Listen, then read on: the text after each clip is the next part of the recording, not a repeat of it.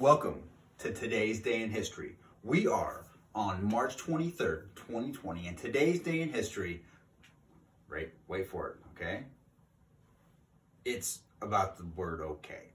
Now, it is the day that the initials OK were first published in the Boston Morning Post. Now, the big idea for today is words have a way of changing over time.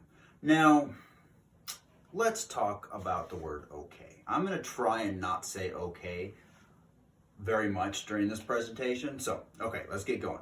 Now, we're in Boston. Boy, we've talked a lot about Boston. How many things have happened in Boston? Boston Tea Party, Boston Massacre, the Noble Train of Artillery, some other stuff in Boston. Okay, lots of stuff in Boston. Now, let's go to the next slide. Okay, so the Oxford English Dictionary, it says there's about 170,000 words in English. Now, the words keep getting added to this dictionary because we keep coming up with new words. Some words kind of die out, but for the most part, we just keep coming up with new ones, and they can come about in a few different ways.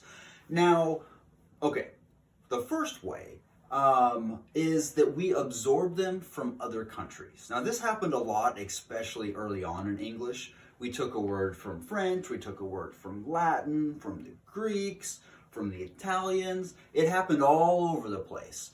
And many of the things were simply objects that we took from that other culture, and we just called it by the name that that country called it. Some of the things, we took those words and we changed them a little bit, but a lot of our words came from other countries. Another way is when scientists or inventors create something new, they have to make a name for it. And America's got a pretty good reputation for inventing things. And so we would come up with new things and we'd name them. And so we would take names from other languages or objects and put them together and call it good. Like the word clone actually means part of a branch that you would take off to make another copy of that plant. So, pretty interesting. Okay, the next one is compound words, and we've talked about these a little bit. Airports didn't exist before airplanes, right? So they took an air and a port, where boats used to come, and made airport. How about the word starfish? When we realized that there was this animal in the ocean that was shaped like a star, it's not actually a fish, but we named it starfish. Another one is hourglass. Somebody invented the hourglass, and they're like, the sand goes for an hour. We put it into glass, hourglass. Okay. And then sometimes we just combine words like spoon and fork becomes spork, or brunch. Brunch is not breakfast and it's not lunch, it's in between. So, brunch. So, now, okay, this is some of the slang that you guys might see. I've actually seen some of you guys use this in our Teams chat. Some of it I don't really know that well. I just pulled this off the internet. How accurate it is, I don't know. I know about YOLO. I know about cheddar. I know a few of these, but it's not something I used back when I was your age. We had a whole different set of slang. So, okay. Now, here's where the story of OK begins. And it's kind of strange. Okay, so in the 1830s, one of the fun things that students would do is they would take words that were commonly used and intentionally misspell them as a way to have fun.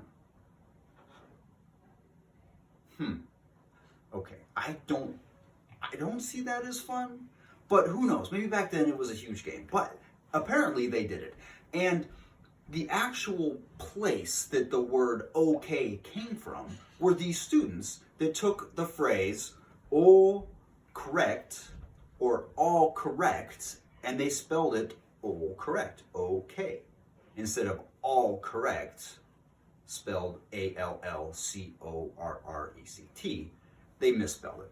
So it was a fun game, great. But it got picked up by the Boston Morning newspaper that we had mentioned. Now, they ran it as part of a joke about a political campaign going on. Okay, now, here's the Boston Post.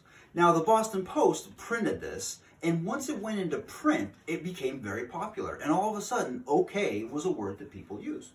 Huh, okay.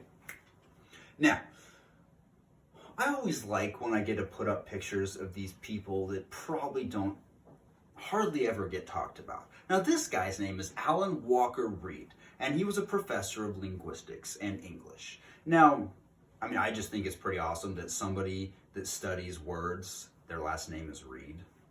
Okay. Now, so here's what he figured out. He had to go back through and trace the history of this word okay, because it's a really important thing. Like this is something we had to figure out. Probably. So, here's what he did. Now, one of the first instances was during President Van Buren's re-election campaign.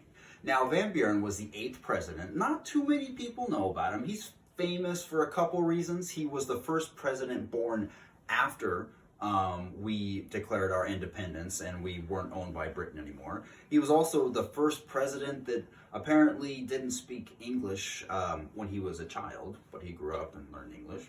Thought that was interesting. But he was running for president, and part of the story goes is one of his campaigns was, or one of his strategies is that he started a OK Club, which was a bunch of what the articles I saw called thugs, which are people that are usually not very nice, to intimidate people from the other side that were supporting the other presidential candidate.